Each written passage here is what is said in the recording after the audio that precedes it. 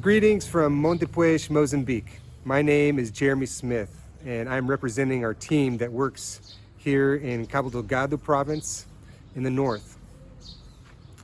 On December 15th, 2024, it was a day of a lot of destruction here in Cabo Delgado. Cyclone Chido, reporting to have had winds of up to 140 kilometers an hour, made landfall with its most concentrated force stretching between Pemba, our provincial capital, and the southern border of our province. This is a swath of about 60 kilometers or maybe about 40 miles wide. My family and I were actually scheduled to go visit a church in southern Chido, which was in the path of the cyclone, to deliver some much needed seed corn for the churches there that had suffered some attacks by insurgents earlier this year in February, which had destroyed their crops. We thought we were arriving at the church after the cyclone had passed, but as I checked my phone, I saw that the worst was actually yet to come. The small church building was our shelter with its thin tin roof. We said some prayers together and then started securing the rafters to the wall and trying to set sandbags on top of the roof to add weight. And to speak truthfully, the roof looked as if it could fly off any second.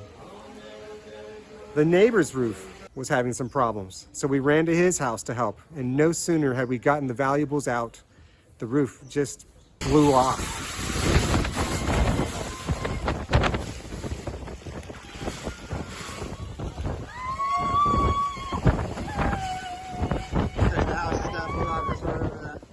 A few minutes later, one of the walls collapsed on the owner and another lady who had run back in to get the last things out.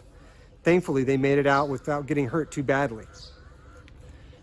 As we left a few hours later, we realized that we had experienced a storm on the edge of the really powerful section. As we made our way back northward towards home, we realized that the other villages we passed had been hit even harder. Many of these places are areas where we have churches and visit often. Now their livelihoods, their very homes, have been severely damaged or completely destroyed. As we drove past these villages, we couldn't stop gasping at just the complete devastation. Storms like this can make you feel very small and start asking, what could I do that would make a difference? I asked several of our friends here in Mozambique, the church elder who was in the car with us on this trip, brother, what can we do? What are the first things we need to think about? The answer was pretty clear. The first thing that people are thinking about is, what will I eat now that my food stores are destroyed? And where can I sleep?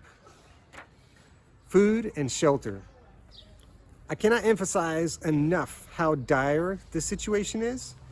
Mozambicans keep all their corn and cassava in their home in sacks. This food has now gotten wet and is rotting since most homes in this area suffered significant damage to their roofs, if not their whole house. This means we must act soon. We must get them back into place where they can concentrate on their farms again to plant, so this cycle of hunger does not repeat itself next year. We would like to ask each of you to help us buy food in the form of rice or cornmeal and large tarps or plastic rolls that can serve as temporary shelters for the brothers and sisters of the churches in this area. We have about 600 family units in the area that has been affected that we know of. And we are really, really hurting for them today. To speak honestly, a donation of $100 will go a long way towards getting food and plastic or a tarp for the families here. If you want to give more, that'd be really great. Our team is personally donating out of our own monies also towards this. We want you to know how important we feel this really is. As we enter this Christmas season, it's really even hard to think about anything else other than giving presents. And even our family, we've just been talking about this. What can we do for our brothers and sisters? We'd like you to consider doing this. The way you can give, if you go to pvcc.org and then click on the Give button, this will offer you a drop-down menu that you will see the Mozambique Cyclone Relief Fund. Click there, enter the amount that you want to give, put as many zeros on as you want. That would be a great gift for us this Christmas. Thank you so very much for considering this at this time. We really appreciate you. Have a good day.